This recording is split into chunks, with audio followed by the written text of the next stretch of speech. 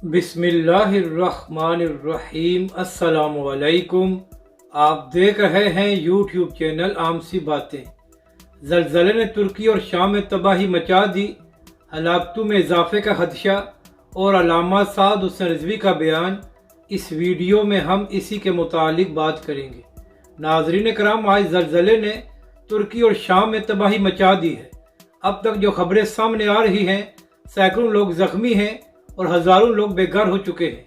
और जो आखिरी खबरें सामने आई हैं उसके मुताबिक शाम और तुर्की में कम अज़ कम 2000 लोग शहीद हो गए हैं और खदशा जाहिर किया जा रहा है कि हलाकतों में इजाफा हो सकता है। नाज़रीन कराम, जिन शहरों में ज़लज़ला आया है वहाँ के लोग कह रहे हैं कि ऐसे मनाज़र हमने अपनी ज़िंदगी में नहीं देखे कि चंद लम्हों में सब कुछ तब्दील हो गया और सब कुछ ज़मीन बोस हो गया। तो नाज़रीन कराम, जो तुर्की और शाम में नुकसान हुआ है, तो इसी हवाले से तहरीक लब्बैक और अल्लामा साद हुसैन रिजवी का एक अहम बयान सामने आया है।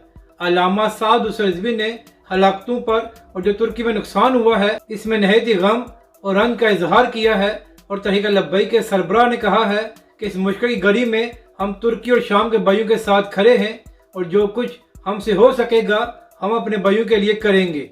अपनी राय का ज़रूर इजहार करें कि आपको ये वीडियो कैसी लगी और हमारे इस चैनल को भी सब्सक्राइब करें।